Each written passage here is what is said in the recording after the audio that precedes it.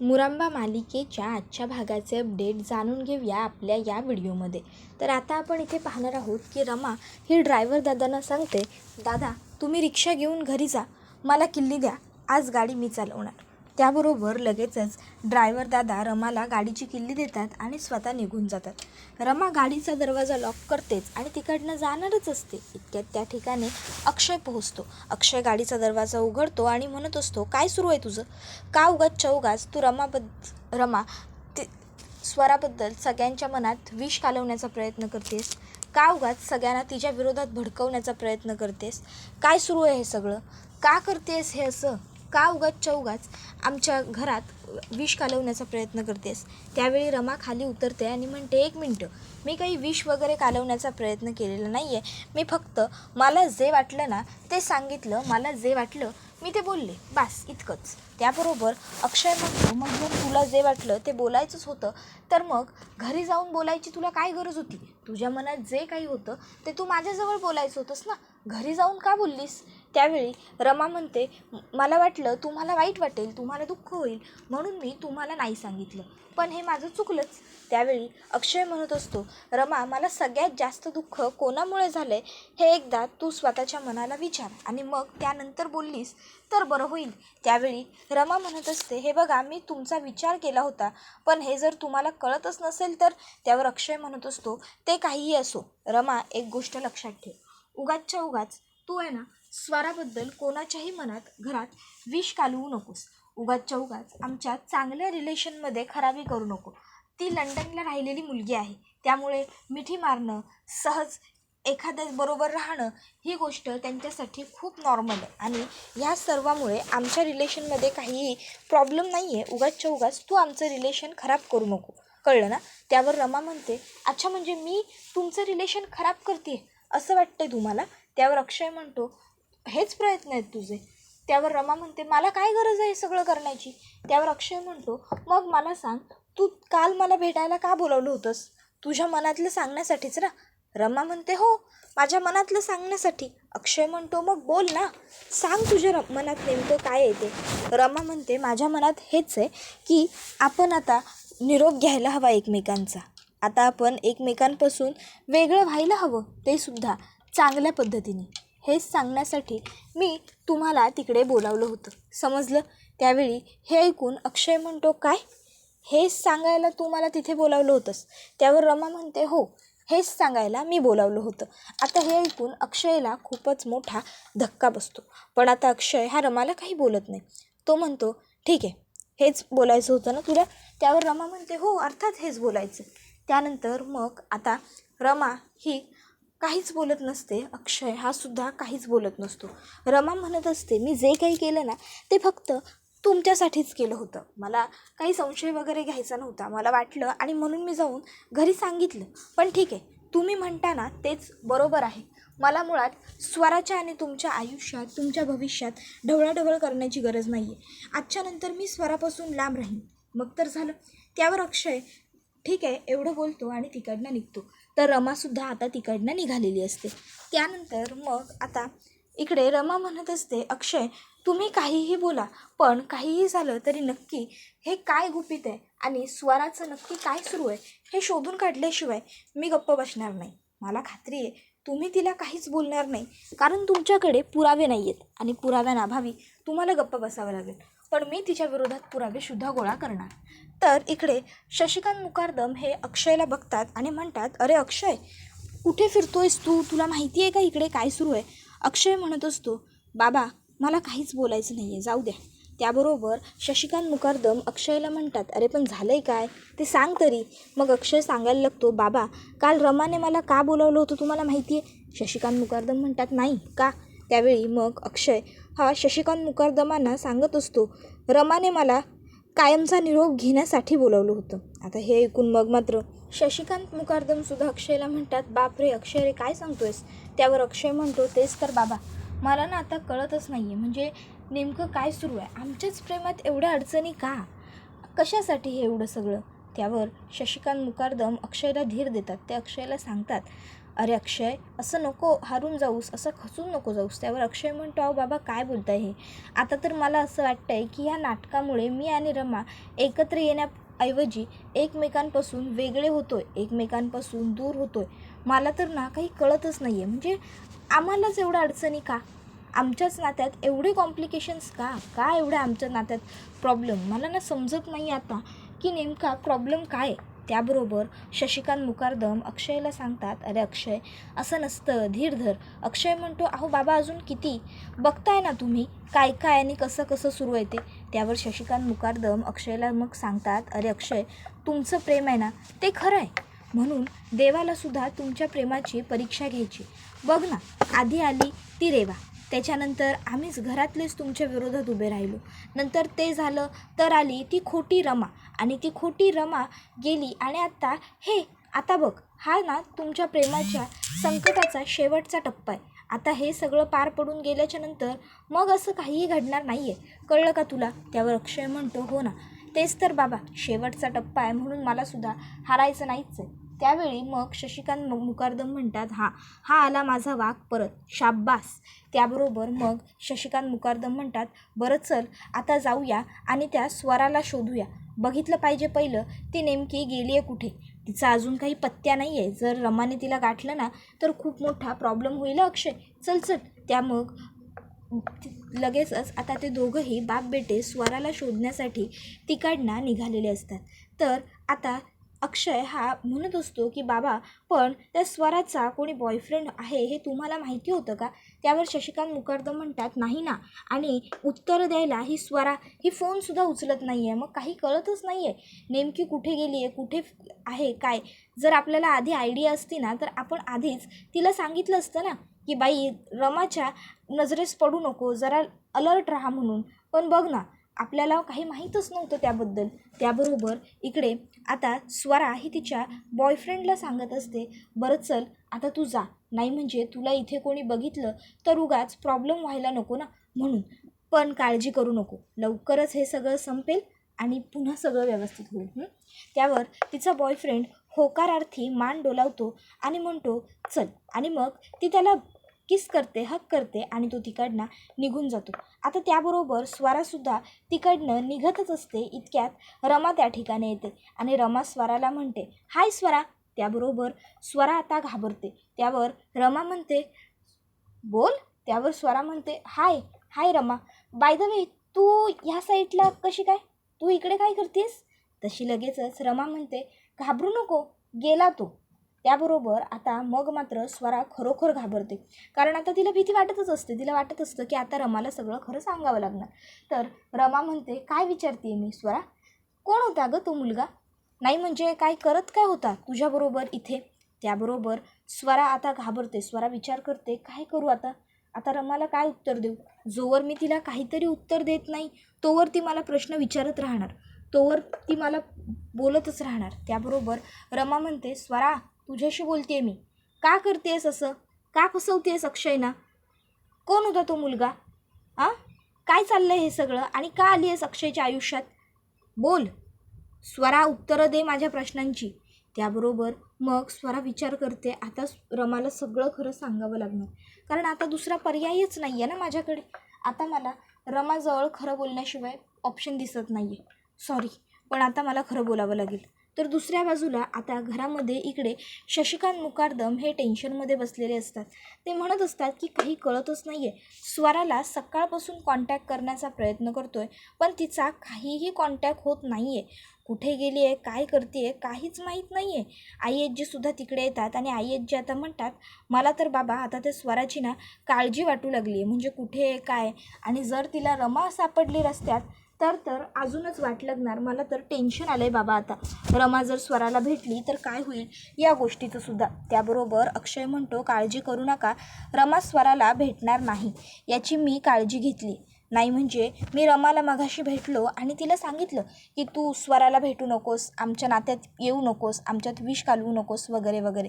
त्यावर आईआज्जी म्हणतात, अरे ठीक आहे रे ते सगळं, पण तुला वाटतं का की रमा स्वराला न भेटता गप्प बसेल म्हणून? नाही अक्षय, नाही. जिथे तुझा विषय येतो ना तिथे रमा कुठलेही नियम, कुठलीही बंधनं जुमानत नाही.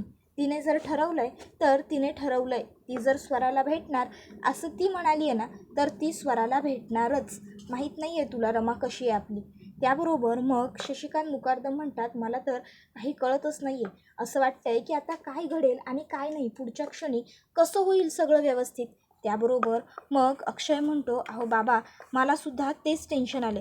जर रमा आणि स्वराची भेट झाली ना तर सगळा प्रॉब्लेम होईल. तुम्ही एकदा स्वराला कॉल करून बघा बरं. मग शशिकांत मुकादम स्वराच्या फोनवर फोन करतात. फोन दरवाजातच बेल वाजते, कारण स्वरा तिचा फोन घेऊन दारातच उभी असते. मग आता स्वरा आतमध्ये येते तर लगेचच अक्षय हा तिला विचारतो, स्वरा अगं कुठे होतीस तू? कधीपासून आम्ही तुला कॉन्टॅक्ट करण्याचे प्रयत्न करतोय. बरं ते सगळं सोड, तू ठीक आहेस ना? आणि रमा वगैरे तुला भेटली नाही ना रस्त्यात? त्याबरोबर आता स्वरा गप्प असते. अक्षय म्हणतो, स्वरा काय विचारतोय मी? तुला रमा भेटली नाही ना ग रस्त्यात? काय इतक्यात रमाच येते मागून आणि म्हणते, हो भेटले मी स्वराला. त्याबरोबर मग मात्र आता अक्षय विचार करतो, झालं, संपला, नाटकाचा शेवट झालेला आहे माझ्या. आता रमा माझ्यावर खूप चिडणार, मला खूप प्रश्न विचारणार आणि आता वाट लागली माझी, मेलो मी. त्याबरोबर रमा आतमध्ये येते आणि म्हणते, हो भेटले मी स्वराला. तिचं म्हणणं व्यवस्थित ऐकून घेतलं, तिला काय वाटतंय ते तिने मला सांगितलं आणि मी समजून घेतलं. खरंच सॉरी, सगळ्यांनाच तुम्हाला खूप सॉरी. म्हणजे मी असं घरी येऊन तुम्हाला स्वराबद्दल काहीतरी बोलले, मी तिच्यावर असा अविश्वास दाखवला, मी हे सगळं करायला नको होतं. पण मी हे सगळं जाणून बुजून मुद्दामून नव्हतं केलं. खरंच मला अक्षयची आणि आरोहीची काळजी वाटत होती आणि म्हणूनच आरोहीच्या काळजीपोटी खरं तर मी हे सगळं केलं होतं. पण माझं चुकलं, मला माफ करा. त्याबरोबर आता अक्षय स्वराकडे बघतो आणि स्वरा खरंच डोळ्यांनी त्याला खुणावते की हो हे खरं आहे की रमा तुमची माफी मागते. मग स्वराला आठवतं की तिने काय चालचाल खेळली. तिने विचार केला आणि मग ती रमाला म्हणाली, रमा काय सुरू आहे तुझं? का प्रश्न विचारतेस तू मला? त्यावेळी रमा म्हणत असते, स्वरा मला विचारू नकोस उलटे प्रश्न, मी विचारलेल्या प्रश्नांची मला उत्तरं दे. कोण होता तो मुलगा आणि का फसवतेस तू अक्षयना? हां.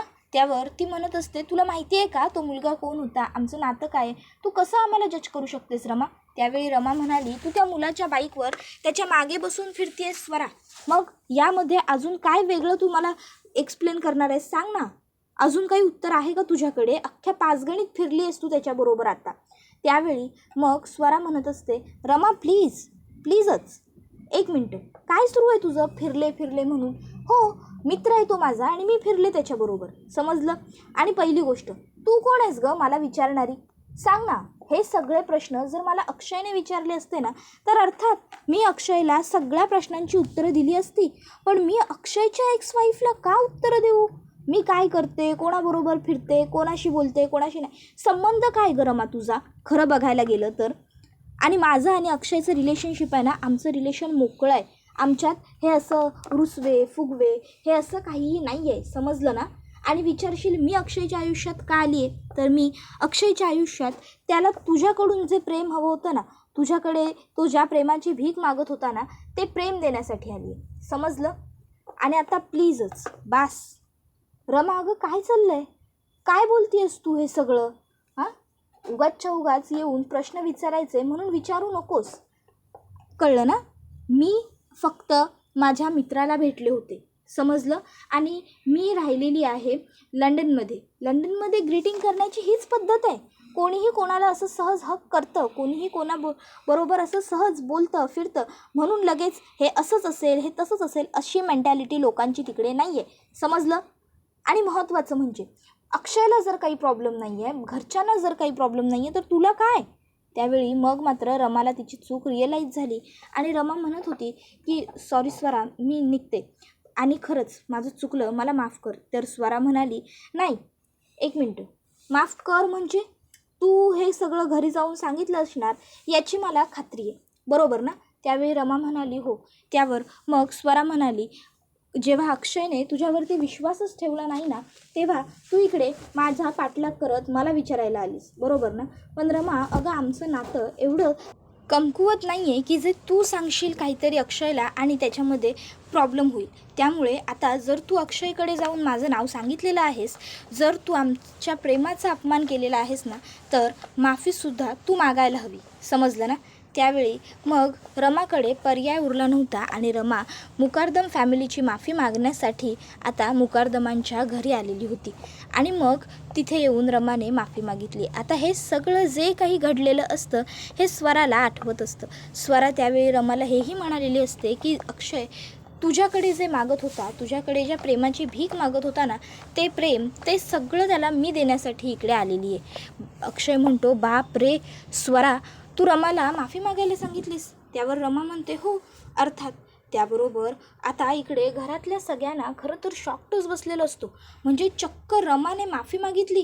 तर स्वरा म्हणत असते, हो मी सांगितली माफी मागायला कारण मला बोलावंच लागणार होतं. माझ्या प्रेमावर जर कोणी शंका घेत असेल, माझ्या फॅमिलीला जर कोणी मी येत नसताना येऊन माझ्याबद्दल काही बोलत असेल, वेडवाकडं सांगत असेल, तर अर्थात मला स्टँड घ्यावंच लागेल ना. त्याबरोबर रमा म्हणते, हो अर्थात.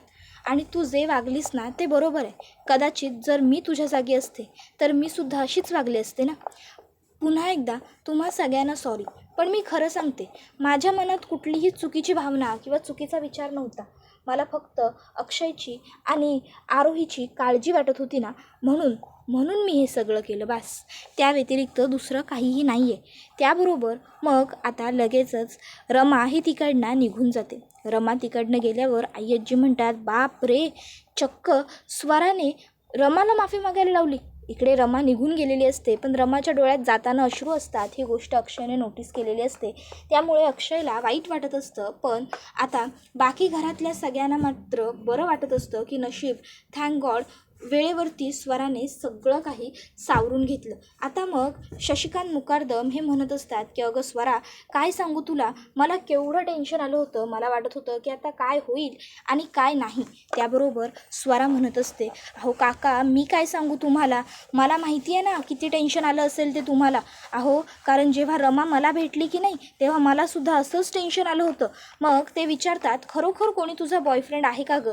त्यावर स्वरा होकार देते. तर इकडे अक्षय हा मात्र दरवाजात उभाच राहिलेला असतो आणि त्याला रमाचे शब्द आठवत असतात. रमा त्याला म्हणाली होती की हो मी बोलावलं होतं काल मी तुम्हाला यासाठी बोलावलं होतं की मला तुम्हाला शेवटचा निरोप देऊन टाकायचा होता, सगळं काही संपवून टाकायचं होतं यासाठी. आणि हे आठवून अक्षयला आता दुःख होत असतं, या गोष्टीचं त्रास होत असतो की म्हणजे आपण सगळं सुधारण्याचा प्रयत्न करत असूनही आपल्या हाती काही लागत नाही आहे, याचं त्याला एक गिल्ट आलेलं असतं, याचं त्याला वाईट वाटत असतं. पण पर्यायांती शांत राहण्यावाचून त्याच्याकडे पर्याय नसतो. तर दुसऱ्या बाजूला स्वरा ही आय्यजी आणि शशिकांत मुकादमांना सांगत असते, हो माझा बॉयफ्रेंड ॲक्च्युली फोटोग्राफर आहे आणि सध्या तो भारतात फोटोग्राफीसाठीच आलेला आहे.